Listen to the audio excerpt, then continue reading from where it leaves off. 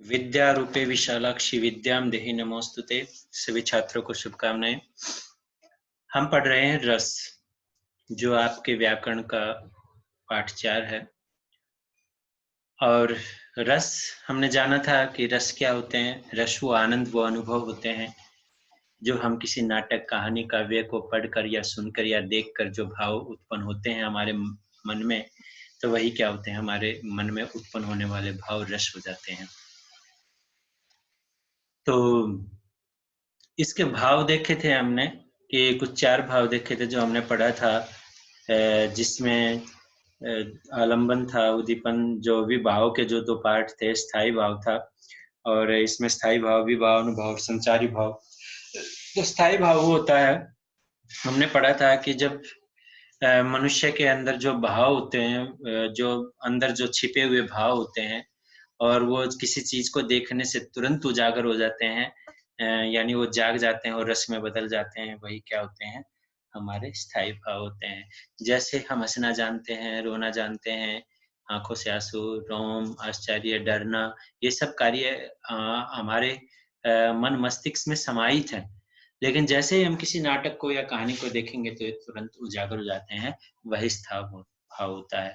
जैसे किसी करुण को देख रहे हैं, बड़ा रोना धोना चल रहा है, तो हमारे अंदर जो करुण है वो जाग जाएगा, तो वो शोक है और उसका वही स्थायी भाव है। तो ये क्या है, हमने देखा था स्थायी भाव के बारे में।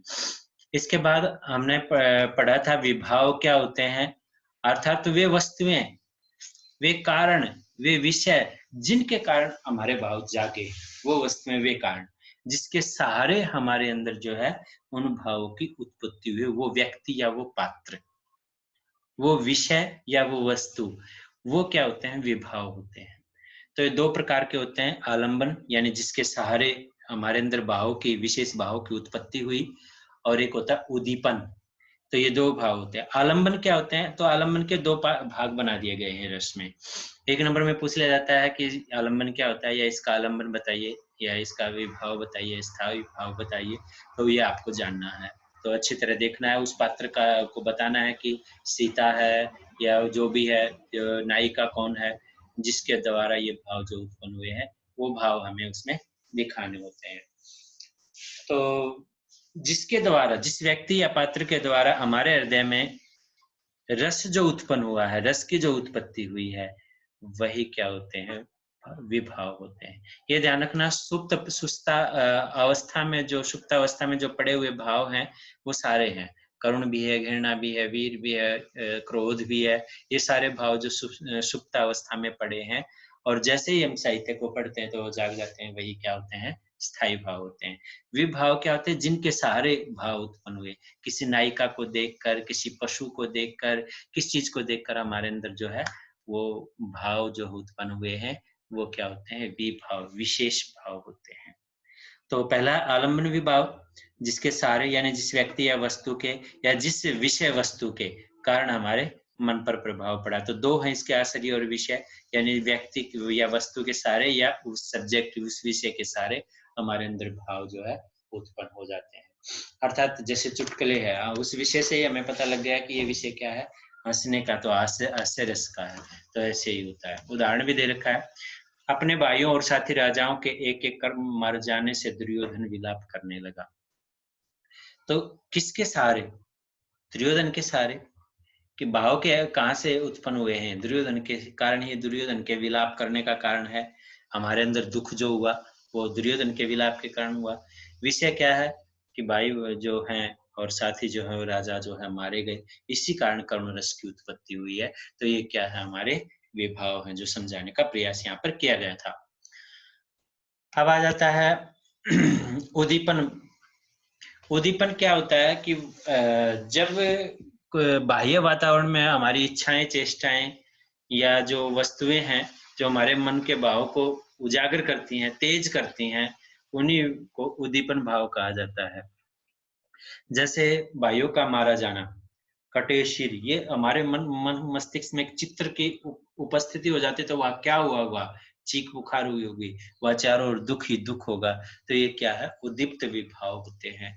तो ये उद्दीपन विभाव जिनको हम बोलते हैं, जो जागते हैं भाव, उस चीज को पढ़ने से जो हमारे अंदर जो उसकी पृष्ठभूमि जो है, उसके पीछे के जो कारण जो हमारे मन में जागने लग जाते हैं, उस चीज को पढ़ते कि वहाँ ऐसा ऐसा हो रहा होगा, जो चित्र हमारे मन मस्तिष्क पर छा जाते हैं कि उस समय जैसे काव्य को पढ़ा हमने, केवल दुर्योधन के की विलाप करने लगा अपने भाइयों को मरा हुआ देखकर या अपने मित्रों को देखकर। तो जब वो भाई और मित्र मरे कैसे थे, तो वो उद्दीप्त हो जाता है। हमें पता है कि उसके पीछे क्या कारण रहा था, कटे सिर पड़े थे, चारों ओर लाशें बिखरी पड़ी थी, भाई जो है मरे पड़े थे, तो उन सब भाव के कारण जो है हमारे अंदर एक मन के अंदर जो उत्तेजना उत्पन्न हुई है, वही जो है हमारा क्या होता है, उद्दीपन भाव होता है, जिसको जो विभाव का दूसरा पार्ट होता है। अब आते हैं अनुभाव, यानी सबसे पता लगता है अनुभाव, यानी अनु का अर्थ पीछे और भाव का अर्थ कारण, यानी हमारे अंदर जो भाव जो है वो कैसे पनपे। जैसे चुटकुला सुना हंस पड़े, जैसे किसी कार्य को देख रहे हैं तो हम रो रहे हैं, यानी हम हमारे रोने को हो गए हैं हम। तो वो क्या होते हैं, वो किसी को कोई मार रहा है, पीट रहा है, फिल्म में देखते हैं हम, कोई किसी को पीट रहा होता है, अचानक हीरो उठा, तो हमारे मन के हमारे शरीर में उत्साह उत्पन्न हो जाता है और हम जानने लग जाते हैं हाँ अब ये उठेगा और खूब पिटाई करेगा। तो ये क्या है, एक अनुभव है, हम एहसास कर लेते हैं, अनुभव कर लेते हैं, अनुभव नहीं है, अनुभव है, तो वो अनुभव का ही बना है, तो अनुभव से ही बना है, तो ये सब जो है ये कारण होता है। अब आता है संचारी भाव। संचारी भाव होता है, वे भाव संचारी भाव होते हैं जो मन के विकार जो स्थिर थे अब अस्थिर हो गए, चलने लग गए।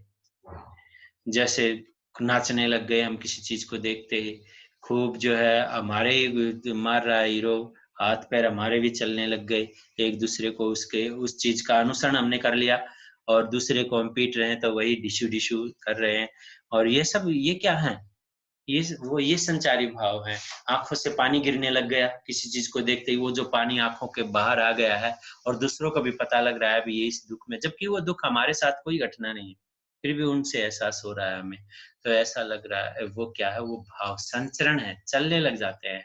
जो व्यभिचार जो भाव उत्पन्न होता है, वो जो हिलना, हाथ पैर हिलना, आंसुओं का आना, ये सब क्या है, ये सारे के सारे संचारी भाव। इनमें थोड़ा थोड़ा एक के बाद एक पीढ़ी चलती है, तो थोड़ा थोड़ा अंतर है, मैंने समझाने का प्रयास किया, आपको ये समझ लेने हैं। अब आते हैं, वैसे संचारी भावों की संख्या 33 है, जैसे हाथ पैर हिलना, तेज दौड़ना, दौड़ने लग जाना, ये सब सारे संचारी भाव हैं, ये छोटे छोटे हैं, तो ये जो है इसमें आपके उसमें दिए भी नहीं गए सिलेबस में, तो आपको यही है कि ये संचारी भाव है। रस के भेद पर आते हैं, तो यदि नवरस रंजिता की बात करें तो रस 9 ही है, क्योंकि एक संस्कृत की एक लाइन है, नवरस रंजिता। इस वाक्य की बात करें तो रस 9 ही होते हैं, 9 प्रकार के ही होते हैं, तो 9 रस हैं। और वैसे यहाँ पर जो मैंने है वो 11 भेद दिए हैं आपके, क्योंकि आचार्य विश्वनाथ ने तो रस को अद्भुत और भयानक रस को एक माना है, शांत व भक्ति रस को एक माना है, तो इनको अलग अलग भेद में नहीं गिना गया, तो इसलिए 9 ही रस हैं। फिर भी रस की संख्या के बारे में यहाँ लिख दिया है मैंने कि विद्वानों का अलग अलग मत है, कहते हैं कि 9 है, नहीं कुछ विद्वान कहते हैं नहीं 11 है। अद्भुत रस को और यानी भयानक रस और अद्भुत में से एक रस अलग है, और शांत और भक्ति रस अलग है, अलग अलग हैं, तो 11 भेद हो जाते हैं। तो हम इन 11 के स्थायी भाव देख लेते हैं कि जिससे रस उत्पत्ति होती है। श्रृंगार रस का रति होता है, नायक नायिका के मध्य प्रेम, रति को प्रेम कहते हैं, रति इसका स्थायी भाव है। हास्य का हास्य, करुण का शोक है। रौद्र रस का क्रोध है, यानी क्रोधित होकर कोई बात करना काव्य में, तो रौद्र रस के अंतर्गत गिना जाता है। वीर रस का उत्साह है, यानी युद्ध की बात करना, दान की बात करना, वो आगे बताएंगे इनकी परिभाषाओं में। इसके बाद भयानक रस का भय है, जहाँ डरा हुआ दिखाई देता है काव्य में चारों ओर से। विभत्स का अर्थ घृणा है, अद्भुत रस विस्मय आश्चर्य है, जो हमने भयानक से अलग कर रखा है। वात्सल्य रस, वत्सल यानी बच्चे के प्रति प्रेम है। वत्सल का अर्थ वैसे प्रेम ही होता है, लेकिन ये बच्चे के प्रति, पिता का बच्चों के प्रति होता है, माता पिता का। इसके बाद आता है शांत रस, निर्वेद यानी कोई भावना नहीं होती है, कोई बस वैराग्य भावना इसके अंतर्गत आती है। ना हम खुश होते ना वो, बस शांति से जो है कोई बात देख रहे या सुन रहे होते हैं, तो हमारे मनोविकार नहीं होते हैं, तो वो शांत रस होता है। फिर भक्ति रस में आते हैं तो रति ही, इसका भी स्थायी भाव रति ही होता है, यानी श्रद्धा कह सकते हैं। रति की जगह श्रद्धा है, इसका स्थायी भाव लिख सकते हैं। और ये इष्ट देव के प्रति होते हैं, यानी भगवान के प्रति, जिस भी देवता को आप चाहते हो, इष्ट के रूप में मानते हो अपना इच्छुक देवता, तो उसी के प्रति प्रेम जो है, यानी भगवान के प्रति प्रेम यहाँ पर दर्शाया जाता है भक्ति रस में, जैसे कि हमने बहुत सारे उदाहरणों में देखा है, बहुत सारे भजनों में देखा है। श्रृंगार रस पहले आया था, तो इसमें इसका आधार क्या होता है? स्त्री पुरुष का या नायक नायिका का आकर्षण होता है, यानी मेल मिलाप होता है या बिछुड़ना होता है श्रृंगार रस में। और इसके दो भेद होते हैं, संयोग और वियोग, यानी मिलन का प्रेम और वियोग, बिछुड़ने का प्रेम। तो ये दो भाव दिखाए जाते हैं। तो संयोग क्या है? जब नायक नायिका के मिलन का वर्णन होता है तो वहां पर संयोग श्रृंगार रस होता है, और जब नायक नायिका के बिछुड़ने के बाद के प्रेम का वर्णन होता है तो वो वियोग श्रृंगार रस होता है। तो मैंने एक उदाहरण दिया है, वर्षा ऋतु में रात्रि काल बिजली चमक रही है, बादल बरस रहे हैं, दादुर मोर की आवाज सुनाई देती है, पद्मावती अपने प्रीतम के संग जागती हुई, यानी प्रीतम के साथ है पद्मावती, इसका मतलब नायिका नायक के साथ है। तो इसका मतलब क्या है? यहाँ पर संयोग है। बस इतना ही देखना है, बाकी तो ये आसान सी काव्य है, आगे मुश्किल भी दिए जाएंगे, वो समझना पड़ेगा आपको।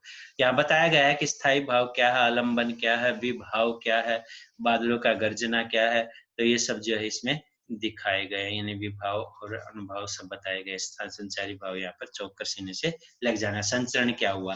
मैंने बताया था कि जो एक्टिविटी वहां पर बाद में होती है, उस भावना को देखकर वो यहाँ पर जो है दर्शाई गई है, प्रतिक्रिया जो थी। वियोग श्रृंगार रस, यानी प्रिय से बिछुड़ने का वियोग अवस्था में जब दिन बिता रहे नायक नायिका का अवस्था का वर्णन किया जाता है, तब क्या होता है? वियोग श्रृंगार रस होता है। मनमोहन ते बिछुड़ी जब सो, यानी मनमोहन से जब से मैं बिछड़ी हूँ। पहली लाइन बता देते हैं कि नायिका अपने मनमोहन से, अपने भगवान से बिछड़ी हुई है, यानी श्री कृष्ण से ये गोपी बिछड़ी हुई है, या नायक नायिका से बिछड़ी हुई है। नायिका मतलब नायक से बिछड़ी हुई है, तो इसका मतलब क्या है? यहाँ पर वियोग है। बाकी आपको ज्यादा लाइनों का ध्यान बस इतना ही देना है कि आपको जैसे ही पता लग जाए कि यहाँ पर सीधा से रस ये है, तो बाकी आपको व्याख्या तो इनकी करनी नहीं है। बाकी मैं बता देता हूँ कि तन आंसू शोध सदा धोती है, यानी आंसुओं रूपी तन से जो है हमेशा उसके पैर जो है वो धोती है। हरिश्चंद्र जो प्रेम के फंद परी, और हरिश्चंद्र की तरह प्रेम के फंदे में फंसी हुई है। कुल की कुल लाज ही खोवती है, और कुल की जो है वो कुल यानी संपूर्ण लाज को खोती हुई दिखाई देती है। दुख के दिन को भांति बीते, यानी दुख के दिन पता नहीं किस भांति बीत रहे हैं। विरह गम रंज संजोती, और विरह रूपी रंग के प्रेम के रंग को संजो रही है। हम ही अपनी दिशा जाने सकी, एक गोपी अपनी सखी से कहते कि मैं ही अपनी अवस्था के बारे में जानती हूँ। निशी सोती है कि रोती है, यानी रात में सोती हूँ या पता नहीं कि कहाँ रो रही हूँ, यानी कब रो रही हूँ। तो इसके आलंबन और विभाव आदि संचारी भाव मैंने लिखे थे, तो वो आपको अलग अलग कर दिए थे, तो आपको पता लग जाएगा। इसको पढ़ लेना, क्योंकि पढ़ा दिया था। अब हम आगे बढ़ते हैं। अब हम आते हैं हास्य रस, दूसरे रस पर। मैंने एक संयोग का उदाहरण दे दिया, एक वियोग का, बाकी उदाहरण बाद में देंगे, अभी समझ लेना है आपको। दूसरे रस पे जाते हैं, ये है हमारा हास्य रस।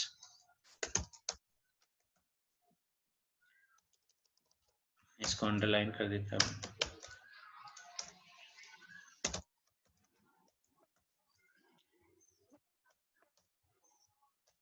हास्य रस, हास्य का मतलब हंसाने वाला। तो इसका मतलब किसी चीज को हम पढ़ते हैं, तब जब हमारे अंदर जो हास्य उत्पन्न होता है, वही क्या होता है? हास्य रस होता है। किसी विचित्र यानी अनोखे व्यक्ति या वस्तु या आकृति देख ले, किसी का चेहरे की बनावट अजीब सी हो, वेशभूषा अजीब सी हो, तो वहां पर भी हमें पता लग जाता है कि हम हंसने लग जाते हैं। तो इस प्रकार की असंगत क्रिया, विचार या व्यवहार आदि को देखकर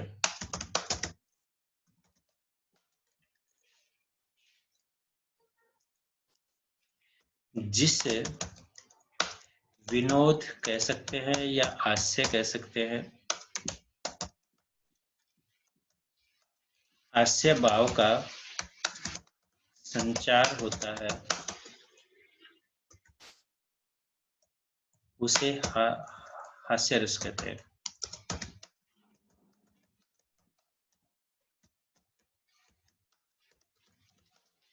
इसका स्थायी भाव हमें पता ही है, हास्य रस का स्थायी भाव हास होता है। तो इसमें हम लिख सकते हैं, इसमें हास के परिपुष्ट होने पर यानी पुष्टि होने पर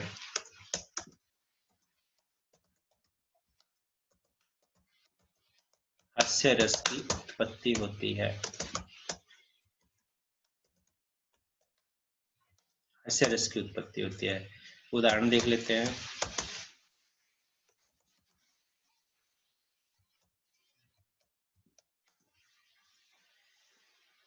कि किस प्रकार हास्य रस का उदाहरण है।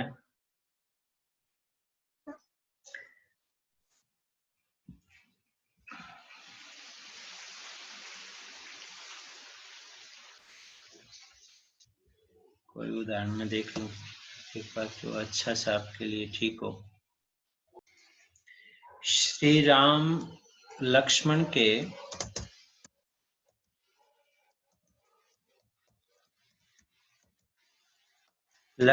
वनगमन के समय उनके पैरों की रज छूकर, मैं ऐसा करता हूं, एक बार इनको सबको टाइप करके फिर आपको समझा देता हूं। विंध्य के बासी उदासी तपोवृत धारी, नारी बिना मुनि महादुखारे, गौतम तिये तरी तुलसी सो, कथा सुनि भय मुनि वृंद सुखारे, हवै है शिला सब चंद्रमुखी, परसे प्रभु के पद पंकज तिहारे, किन्हीं बलि रघुनायक जो करुणा करी, कानन को पग धारे।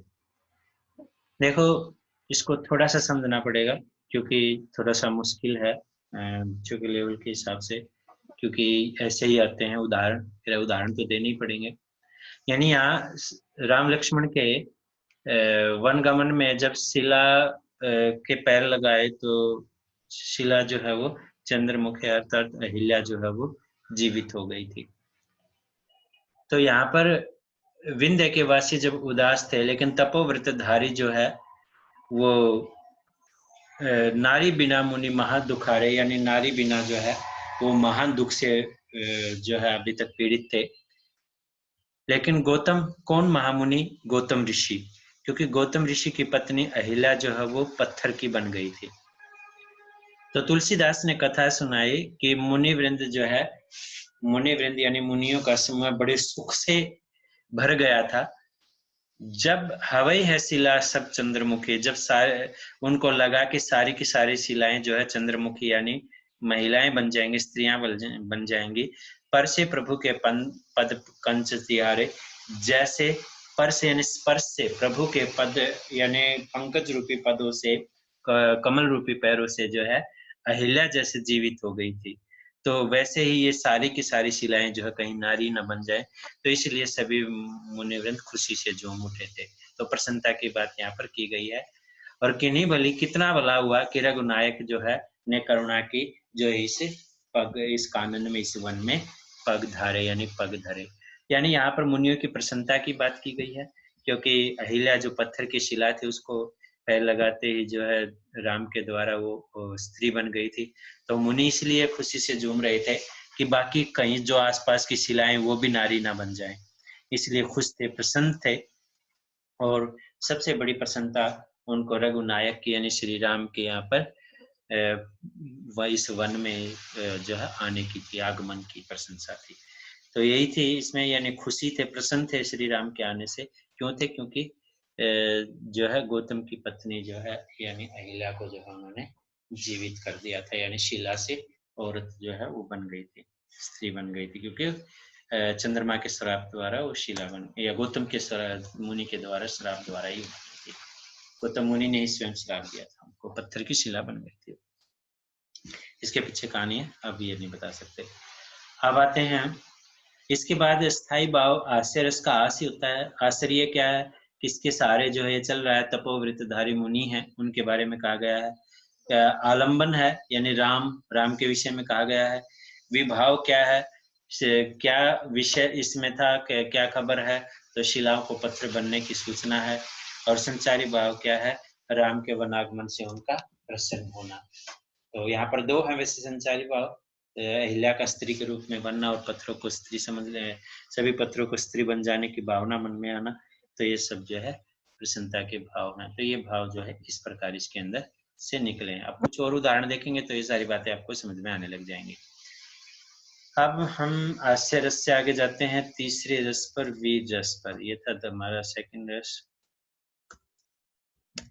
इसे सरल उदाहरण भी देंगे। तंबूराले मंच पर बैठे प्रेम प्रताप वाला हास्य रस में, लेकिन वो आगे देंगे, अभी आप जो है इनको समझो। वीर रस,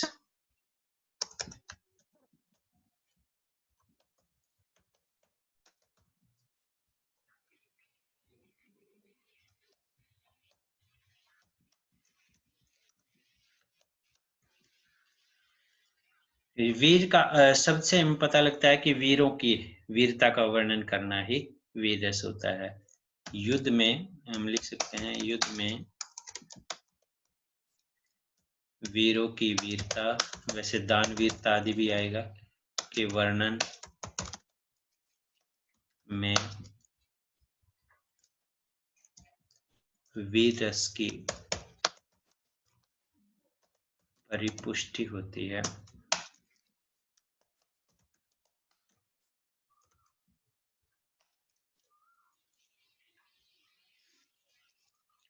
तो वीर रस के बारे में है,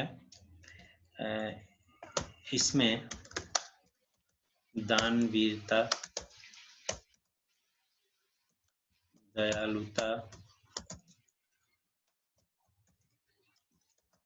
दर्शाना भी वीर रस के अंतर्गत आता है।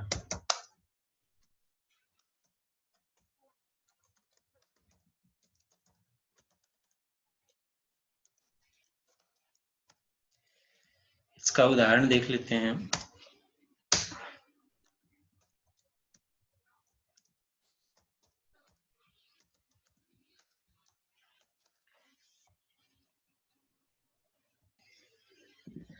वीर रस में आ जाते हैं, युद्ध में वीरों की वीरता का वर्णन करना, तो वहां पर वीर रस की पुष्टि होती है।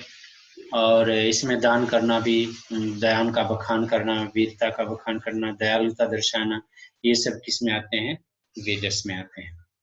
तो जैसे एक उदाहरण है, सारथे हे द्रोण क्या देवेंद्र भी आकर अड़े, हे खेल क्षत्रिय बालकों का व्यूह है भेदन कर लड़े, मैं सत्य कहता हूँ सखे सुकुमार मत जानो मुझे, यमराज से भी युद्ध में सदा प्रस्तुत मानो मुझे। ये अभिमन्यु के द्वारा जो है उत्तरा को कहे गए वचन है, और जिसके माध्यम से कहा था कि डरो मत, मैं इतना बड़ा वीर हूँ कि युद्ध में यमराज के सामने भी मैं प्रस्तुत हो जाऊंगा, उपस्थित हो जाऊंगा, अर्थात यमराज से भी लड़ जाऊंगा। तो यहाँ पर जो है अभिमन्यु की वीरता का वर्णन किया गया है। तो यहाँ पर स्थायी भाव जो है वीर रस का उत्साह, हमें पहले पढ़ाई था, आश्रय किसके सहारे चला है, अभिमन्यु के। आलम्बन क्या है, कौरव पक्ष के वीरों के सामने ये बातें जो है उसने वीरता दर्शाने का प्रयास किया है। विभाव क्या है, कौरव की जो ललकार थी उनको सुनना और उसकी बाहें फड़कना, ये आदि जो है विभाव जो वैसे लेने पड़ेंगे हमें। और उत्तरा को वचन देना कि मुझे यमराज के सामने भी प्रस्तुत मानो, और संचारी भाव रण क्षेत्र में जाने के लिए तैयार होना जो है, ये सब क्या है, इसके भाव हैं। ये जो है इसके गहरे भाव जो निकलते हैं वो इसके अंदर स्थायी भाव और विभाव आलम्बन आश्रय निकाले गए हैं। अब नेक्स्ट आता है रुद्र रस। रुद्र का अर्थ होता है क्रोध।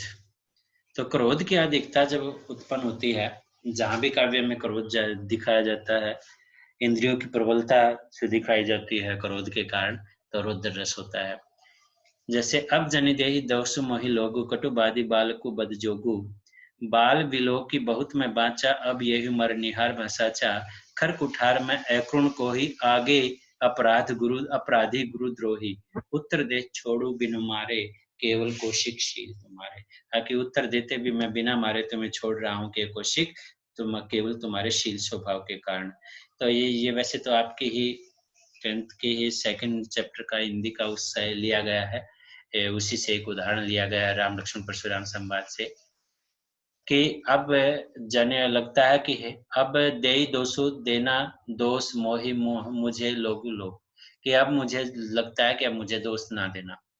कटुवादी, ये कड़वा बोलने वाला बालक वध जोगु वध के योग्य है। यानी यहाँ पर परशुराम ने क्रोधित होकर कहा था लक्ष्मण के बारे में, बाल बिलोकी, बालक समझकर मैंने बहुत इसको बाचा यानी छोड़ा, अब ये मरनिहार बसाचा, अब ये मरने के लिए तैयार। खर कुठार मैं करुण क्रोही, मैं कठोर कुलाड़े वाला, अकरुण, यहाँ पर अरुण है, अकरुण को ही यानी करुणा रहित और क्रोधी हूँ। यहाँ पर क्रोधी शब्द के लिए कोई शब्द प्रयोग किया गया है। आगे अपराध गुरुद्रोही, और मेरे आगे जो है गुरु से द्रोह करने वाला अपराधी है। उत्तर दे छोड़ो बिनु मारे, उत्तर देते वक्त भी मैंने, इसने बार बार मेरे आगे जो है उत्तर देता रहा, यानी जो है आगे बोलना, बड़े के आगे जो है उल्टे जवाब देना। तो उत्तर देते हुए मैंने इसको बिना मारे छोड़ रखा है, केवल कौशिक एक कौशिक हे मुनि, तुम्हारे शील के स्वभाव के कारण। तो यहाँ पर जो है विश्वामित्र को बात की गई। तो स्थायी भाव क्या है? क्रोध है, विरोध रस का आश्रय परशुराम ही कह रहे हैं इसको। और किसको कह रहे हैं? लक्ष्मण के सहारे कह रहे हैं ये बातें। अनुभाव परशुराम के कठोर वचन है। संचारी भाव क्या है? आवेग होना, उग्रता से चेहरे के हाव भाव जो है बदल जाना क्रोधित होकर। तो ये क्या है? इसके रौद्र रस के जो है भाव हैं। तो ये भाव थे, यानी जब भी किसी को क्रोधित होकर जो बात कही जाती है क्रोध में, तो रौद्र रस होते हैं। अब आते हैं भयानक यानी डरावना। डरावने दृश्य को देखकर मन में भय उत्पन्न होना भयानक रस का कारण होता है। तो जैसे एक और अजगर लखी, एक और मृगराय, बिकल बटो ही बीच ही परियो मूर्छा खाए। एक तरफ अजगर को देखा और एक तरफ मृगराय यानी शेर। विकल बटोही बीच ही, यानी वह व्यक्ति जो है विकल परिस्थितियों में बीच में है। परियो मूर्छा खाई, ये सब देखकर वो पढ़कर मूर्छित हो गया। तो ये डरावना था, एक तरफ सर्प है, एक तरफ यानी मृत्यु निश्चित थी। तो इस डरे हुए के कारण क्या है, यहाँ पर भय स्थायी भाव है और यहाँ पर भयानक रस हो जाता है। तो आश्चर्य कौन है? वही व्यक्ति है जो एक तरफ सर्प को देखता है, एक तरफ शेर को देखता है, तो डरा हुआ है। आलम्बन अजगर है और मृगराय यानी शेर है, दोनों को उसने देखा है, उसके सारे ही भय उत्पन्न हुआ है। तो अनुभव क्या हुआ है? भयभीत हुआ है। और संचारी भाव क्या है? वो मूर्छित हो गया, गिर गया मूर्छित होकर। तो ये इसके संचारी भाव हैं।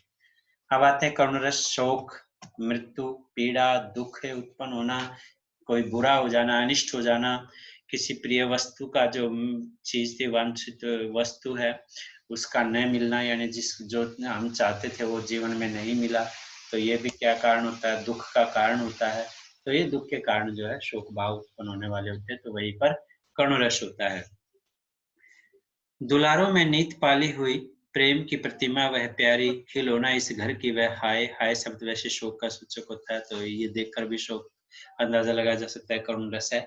वही थी सरला सुकुमारी। पहले इन्हीं लाइनों के बारे में बता दो कि जो दुलारों में प्रतिदिन पाली हुई थी, प्रेम की प्रतिमा थी, और खिलौना इस घर की, यानी इस घर की खिलौना थी जिसको देखकर पूरा परिवार जो है खिल उठता था।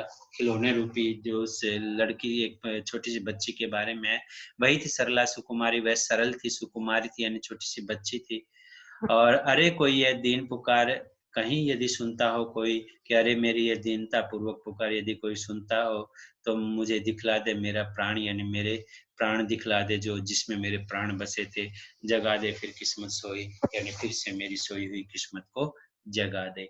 यानी एक छोटी सी बच्ची की मृत्यु के बाद जो है एक पिता की चीख पुकार जो है वो दिखाई गई है।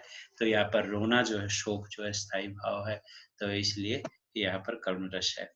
आश्चर्य है, हृदय में जो भाव जागृत हुए, आलम्बन है मृत प्रियजन की बात की गई, यानी उस छोटी सी बच्ची की जो भी अपना प्रियजन है।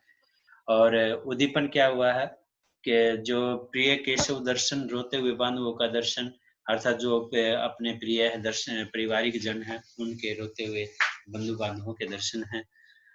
और अनुभाव क्या हुआ है, विलाप होना, रोना, भाग्य की निंदा करना कि मेरा दुर्भाग्य है। संचारी भाव क्या है, मोह में रोने लग जाना, ये संचारी भाव है। तो हमने जो है आज पहले 6 रस तक जो है पढ़ लिया है, और क्योंकि ज़्यादा नहीं, क्योंकि इनके बारे में आपको लिखना भी है और इनको समझना भी है और याद करना है इनके परिभाषाओं को, और इनको समझना है, इनके उदाहरणों को देखना है।